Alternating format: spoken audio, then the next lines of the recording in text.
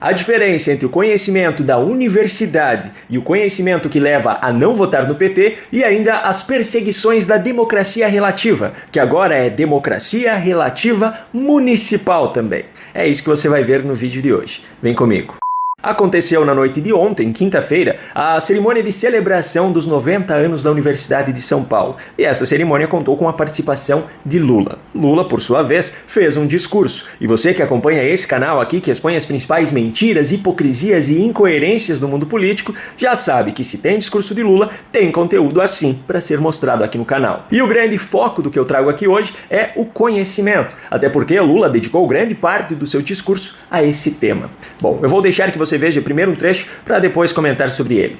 O conhecimento é uma das mais poderosas ferramentas à disposição dos seres humanos.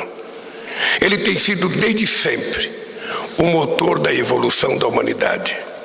Do domínio sobre o fogo, a invenção da escrita, dos primeiros passos na Lua, a criação da inteligência artificial. O conhecimento nos trouxe ao lugar em que hoje estamos. Eu poderia até falar sobre a ironia de Lula estar falando isso, sendo que ele é um exemplo exatamente do contrário. Você não está estudando nada? Não, eu acho que, olha... Você sente necessidade de estudar? Primeiro eu sou muito preguiçoso. Sim. Até para ler eu sou preguiçoso, tá? Eu não gosto de ler, eu tenho preguiça de ler. Mas não é sobre isso que eu quero falar. Eu peço até desculpas pela inconveniência desse trecho ter sido colocado pelo editor, que sou eu mesmo. O cerne da questão é, Lula até tem razão ao dizer que foi o conhecimento que nos trouxe até aqui, se esse aqui ao qual ele se refere é a evolução da tecnologia, da ciência, etc. Agora, se o aqui ao qual ele se refere for o fato de ele estar novamente na presidência, aí, meu amigo, não foi o conhecimento, foi justamente a falta dele. E não sou eu que estou dizendo. Quem falou foi o próprio Lula. Na Conferência Eleitoral 2024 do PT, que aconteceu em dezembro de 2023, Lula deixou claro, a pessoa eleva 1 milímetro o seu padrão de aprendizado e já não quer mais votar no PT. Vocês pegam as pesquisas de opinião pública, a gente está percebendo que quem vota majoritariamente no PT são pessoas que ganham até 2 salários mínimos. Um metalúrgico de São Bernardo que ganha 8 mil reais já não quer mais votar na gente. Pega a pesquisa. E vocês percebem que quem ganha acima de 5 salários mínimos já tem dificuldade de votar na gente. É porque essa pessoa ficou ruim? Não. É porque possivelmente essa pessoa elevou 1 milímetro o padrão de vida dela, de aprendizado dela, e nós não aprendemos a conversar com ela. E eu preciso conectar isso já com outro trecho do discurso de Lula, que é o perfeito exemplo daquela velha filosofia comunista de acusar os outros daquilo que ele mesmo fez. Se a gente for medir a quantidade de estudantes universitários dos 17 aos 24 anos, a gente pede para o Chile, a gente pede para a Argentina, e só tem uma razão de ser. Houve um tempo em que quem governava esse país não queria que o povo aprendesse. Não queria que o povo aprendesse. Porque um povo inteligente, um povo com acesso à educação, um povo com acesso à informação, um povo com acesso à cultura, ele jamais será massa de manobra, ele vai decidir o seu próprio destino. Um povo inteligente realmente não se permite ser utilizado como massa de manobra, mas o parâmetro para medir a inteligência de um povo não é o número de jovens nas universidades ou o número de pessoas que se formam nelas, até porque não é esse tipo de inteligência que é ensinado no ensino superior. E mais uma vez, não sou eu quem estou falando isso. Eu cansei de ver pessoas com formação acadêmica a nível de mestrado, doutorado, pós-doutorado, falando que o ensino superior brasileiro traz sim um grande conhecimento técnico a respeito da área de formação, mas infelizmente não desenvolve um pensamento crítico, questionador nos estudantes. É justamente esse pensamento crítico, esse pensamento questionador, esse ceticismo em relação àquilo que houve e a vontade de buscar a informação por conta própria, de checar os fatos, que faz com que as pessoas não se permitam serem utilizadas como massa de manobra. E quando Lula falou na conferência do PT que a pessoa eleva 1 milímetro o seu padrão de aprendizado e já não quer mais votar no PT, é a esse sentido de aprendizado que ele se referiu. E é esse sentido sentido de aprendizado que os governos petistas não fazem questão nenhuma de desenvolver na população brasileira. Afinal, eles sabem muito bem que a partir do momento em que as pessoas se tornarem mais céticas em relação à política, a partir do momento em que elas se tornarem mais questionadoras e passarem a buscar por conta própria saber qual é a verdade por trás das narrativas, o PT não ganha mais nenhuma eleição. Bom, outra coisa que chamou a atenção nesse discurso foi a reação dos integrantes da USP presentes na plateia quando Lula fez mais um dos seus tradicionais ataques a Bolsonaro. Os últimos anos foram de ataque às universidades, à produção científica e à educação como um todo. Tempo de anticiência, do obscurantismo. Felizmente, esse tempo ficou para trás.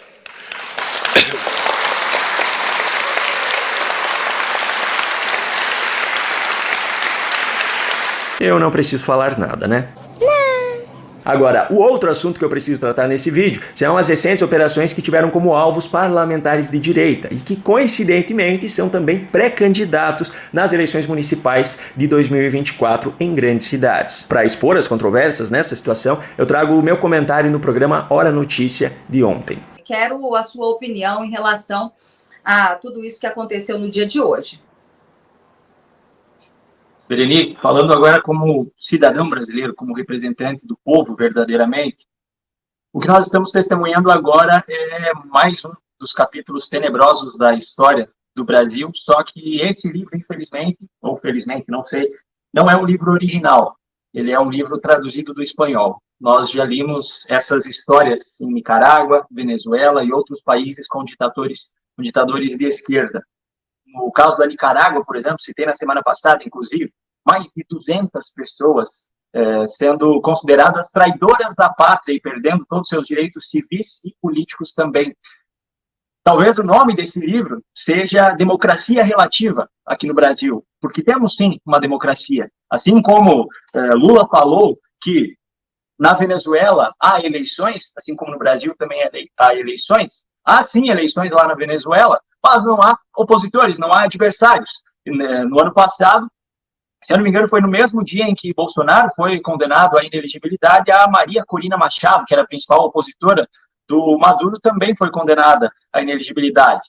Em Nicarágua, mais de 200 pessoas com seus direitos civis e políticos cassados. Então, há eleições, só que não há opositores. E esses mesmos capítulos que nós já vimos acontecer em outros momentos nesses países que já vivem uma ditadura e que a mídia brasileira trata isso como ditadura, mas o engraçado é que aqui no Brasil a mídia não trata isso como ditadura, trata como se fosse a democracia mais linda do mundo. Nós estamos caminhando do jeito que o rumo que as coisas estão tomando, nós estamos caminhando para ter, sim, eleições municipais nesse ano, mas nas principais capitais não terá opositores, não terá pessoas da direita para poderem disputar essas eleições.